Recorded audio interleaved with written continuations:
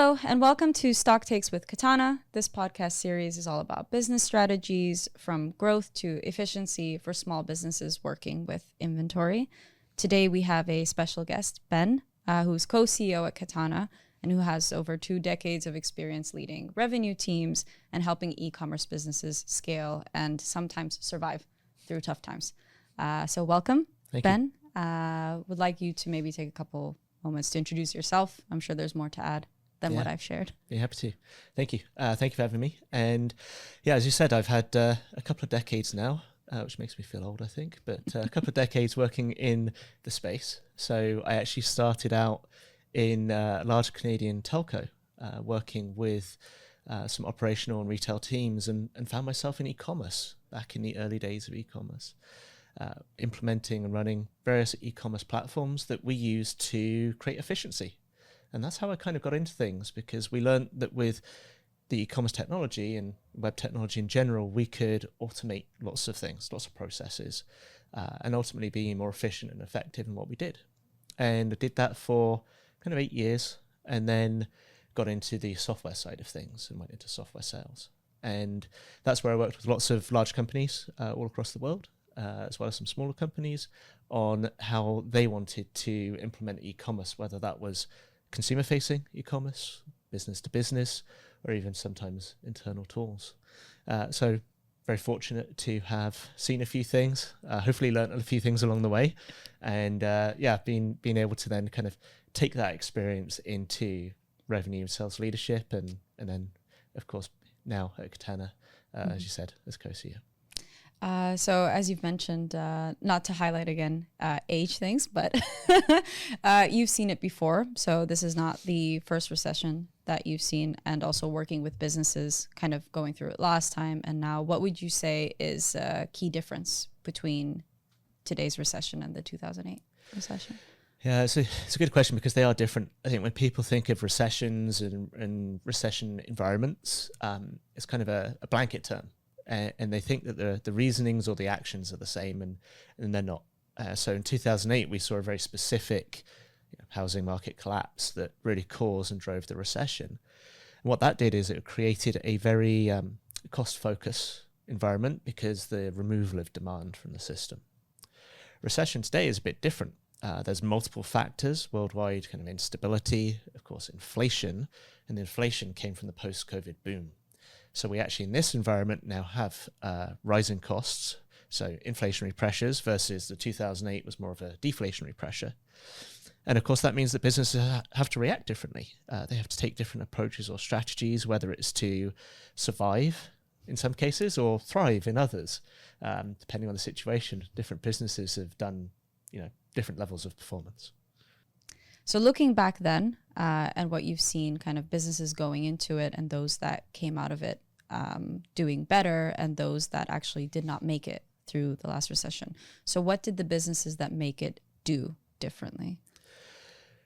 One of the things they really did was, in the environment where, of course, it was last recession, where it was more of a cost-focused type of environment, what they really did was focus on risk avoidance, and where they could take cost out of the business, whether that was through, efficiency, whether it was just kind of the purely looking at things like headcount or other costs in the business, offices, facilities, etc. But it really was getting as lean as possible. And, that put those successful companies in a position where they'd kind of taken stock and focused on the things they were really good at and where they could be successful, because it probably wasn't everything that it used to be before. I think the difference now for companies is more of a taking advantage of the opportunity that is there, because of course post-COVID there have been some opportunities in sub-segments, and so for those companies it's more of a switch in the way they either do business, or for many cases what their business actually is. They were able to transition into a new line of business or a new area. So the common thread between then and now, in times where there's a lot of uncertainty, efficiency, and being lean is very important.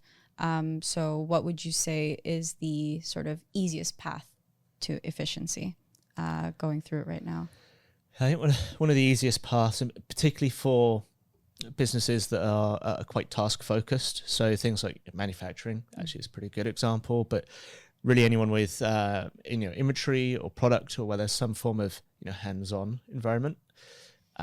There's lots of tasks. There's lots of kind of menial, repetitive tasks, and so anywhere you can remove some of those through technology and automation is going to be a big plus, because often people think that when you do that, you're doing it to cut employee costs, and I would suggest that's actually not the right approach or the way that good businesses do things.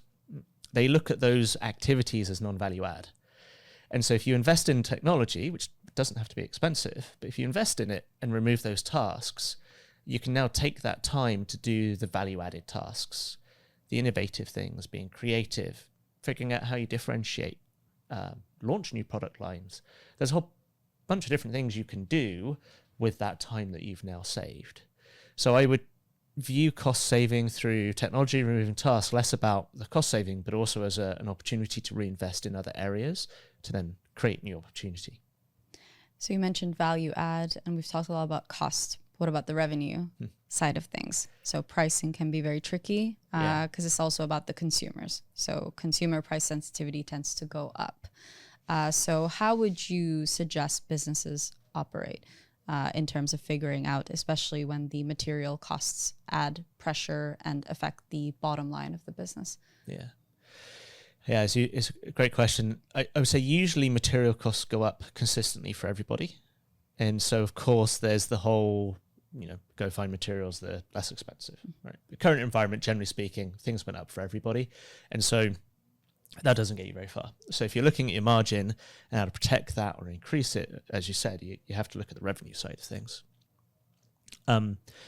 Oftentimes if you've got, maybe excess inventory, you might want to try and discount to offload.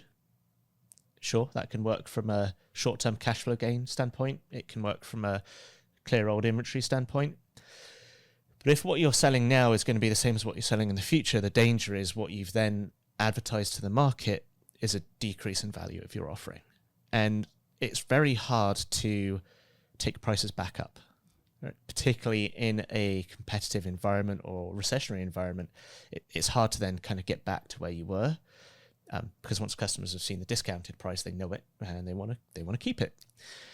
So, what I have always advised people and seen go well is people to look maybe around the price, because price is a signal of value.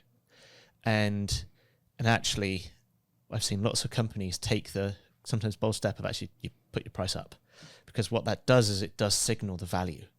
And I think typically people often will underprice, particularly smaller businesses or new businesses, because they have that fear factor. People won't buy my product or won't choose me if I don't have a low price. But actually, the opposite generally tends to be true, and there's quite a lot of research around that. And so, I've seen lots of times actually focusing on things around the price, like the service offering you have, your support, your warranty, your convenience factor. If you look at discount clothing retailers, I've worked with a couple of them, and really when they look at things, they're of course looking at the things around it, like in-store experience, online experience. They'll use things like their return policy to differentiate versus the price, because they really don't want to erode that margin. And getting back to those non-value add tasks and software, because you've seen both sides, from the software sales side and also from advising or purchasing software on the retail e-commerce side. So when is software the right answer, and when does software create a bigger mess? When software creates a big mess is when you're not doing it for the right reasons. And I think, sometimes, and perhaps more true in larger companies, sometimes it can be political, and that's the reality lots of times. But really understanding what's the problem you're trying to solve with the software, and really being quite clear on what that is, what the real scope or mandate is. I think most people have heard of the concept of scope creep in a project, and that's true of technology as much as anything else. Anyone who's renovated their home, for example, probably knows scope creep quite well. And so really kind of taking quite a lot of control about what you're trying to achieve and really sticking to that mandate. If you don't do that, then it can kind of come off the rails. Of course, choosing the right type of technology for that problem is important. And there's lots of different ways of doing that. And then, of course, for small businesses, going down, picking something that obviously solves the specific problem for you and what's core to your business, but something that's easy to use, easy to implement, right? You don't want to take a ton of time training your team. You don't want to be pulling people offline to train them on the software. You don't want it to be 6 months or a year to implement or install, because it's taking away from what you're trying to do. So I'd always encourage people to really maybe prioritize more the non-capability things a bit more and actually focus on that, because where I've seen projects go wrong is typically where you get into these more complicated setups and people think they need 10,000 features, but actually there's only 100 that matter, and really focusing on that and what you really need is usually the key to success. So as somebody who's currently leading a business through today's, or rather the last couple of years and potentially future years of recession, what are the things that you focus on?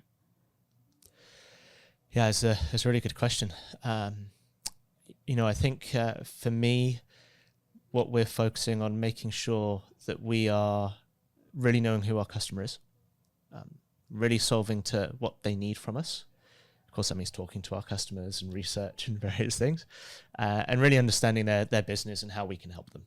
Mm-hmm. And ultimately, I think that's something we do a good job of. We have 1,500 customers and 2 billion or so in revenue going through the system. So I think we do a pretty good job of it.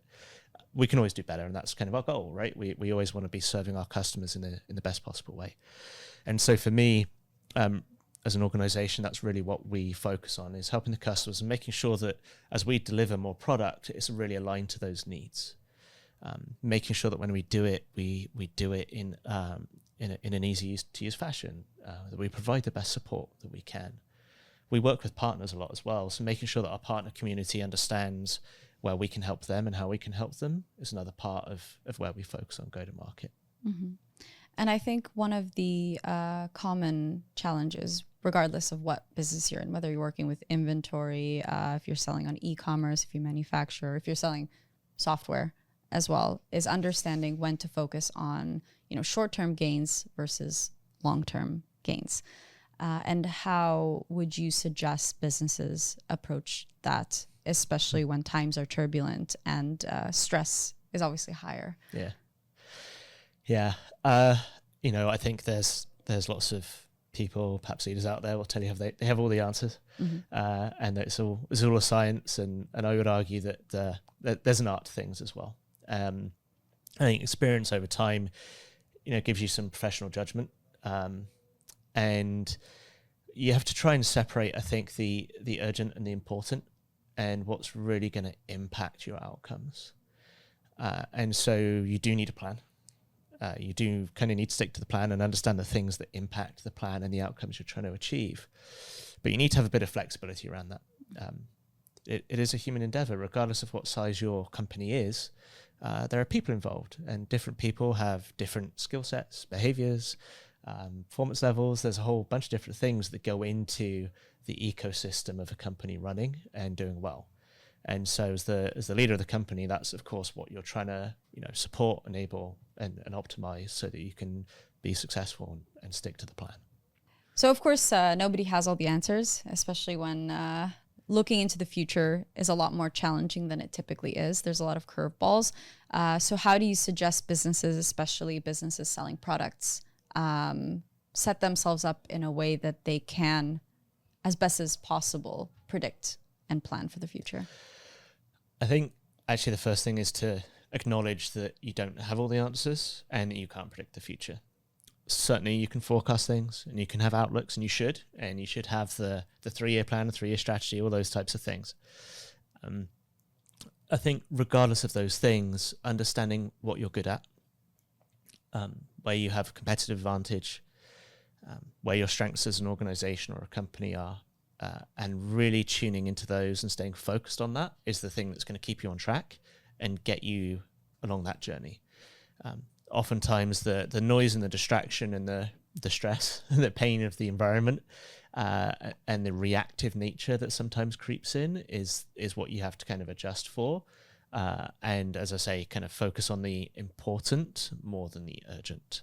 So sometimes there are things you need to react to, you need to course correct a bit, but staying true to the important things that will keep you on that plan is one of the keys for success.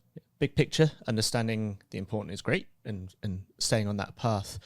One of the things you need to then do, of course, is translate that into the day-to-day and what does it mean?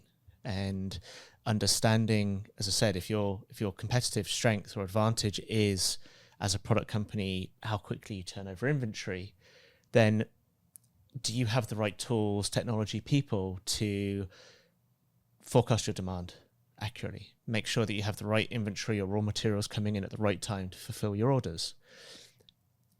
Can you make sure that you have the right available to sell product so you can meet those orders? And that level of detail and kind of drawing the line back between your plan, your long-term goals, into what that means day to day and where you need to focus, because there's 100 things you can fix or work on in any company. What are the things you really need to get to make sure you're going to achieve that goal is going to be obviously part of that next step. And so going back again to predicting the future, because that of course helps understanding what's going on right now, having a plan. When was a time in your career where things did not go to plan, and one of the bets that you took did not necessarily go as you expected? Well, yeah, it's an interesting one. I'll actually go back maybe to when I was selling software myself, and we were coming out of the telecommunications sector. I had a lot of experience, and so went into to selling software to other telecommunications companies. They're, I suppose, a bit notorious for taking quite a long time to make decisions, and the technology they buy is pretty expensive, pretty complicated, and that's why. So I was working on a license deal with a big telco, and it was kind of the biggest one for the year for the company I was at, and it was a difference maker in terms of the performance of the company and how that company would be set up for the future. And I remember being on vacation with my family, waiting for the notification to say that we had the deal, because that was the expectation based on 2 years worth of work on the project. And unfortunately, the notification we got was that the CTO was just fired. A new one came in and decided to put all projects on hold. Completely outside of my control. But the result was the same, which was, we'd lost. And so given that had been kind of my life at the time, it was a pretty big punch in the gut. And so it, obviously pretty demotivating, and sales sometimes can be that way. It can be a roller coaster of ups and downs. And so, I knew then the call I had to place to the CEO at the time to advise them of the situation, and then figure out, how we would be able to move on from there, which of course was a challenging conversation to have. And so what was, at least, it's obviously not the best situation, but what was something that you took away from that has helped you in the future? Yeah, I think, challenge builds resilience, right? And so having the resilience and understanding that there are things you can control and not. Salespeople in any business tend to be control freaks, tend to like control, and learning to separate a bit from that. And I think as a leader in a company, that's the same thing, right? You can't control everything, and you shouldn't try to. And so that resilience, and also I think it was one of the moments for me where, I started to move my focus and thoughts in business around how you can create business resiliency in your business model, and try to avoid putting all of your eggs in one basket, right? Because ultimately it's tough, right? Particularly with smaller software companies or smaller businesses. Those first big deals are the ones that make or break things. And so sometimes you don't have a choice. You have to be reliant on those big deals. But if you have an opportunity to de-risk some of that and have other bets, you can still have your big bet that you kind of have to have, but having a few smaller bets on the side that kind of can keep you going in the leaner times, perhaps, is I think a successful strategy, and recessionary environment being a good example of that. You're still going to have your big bets, but there's going to be some things on the side you kind of want to keep going to, whether it's to keep cash flow moving, keep people employed, whatever it is, that those are also important to have. And so as we wrap up, we've covered quite a lot of things. Business owners, leaders also juggle quite a lot of things. So what is your biggest piece of advice on knowing what to focus on?